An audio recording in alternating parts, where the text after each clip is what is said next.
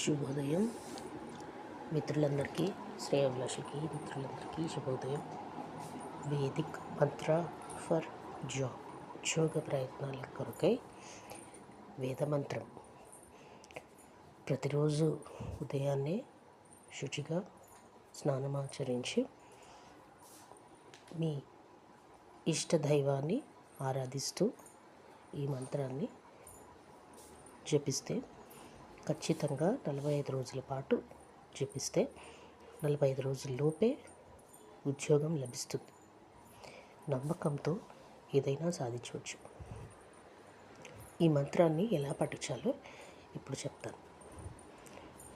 శుచిం ఆర్కైః బృహస్పతిం అధ్వారేషు నమస్యత అదామ ఓజగ ఆచకే.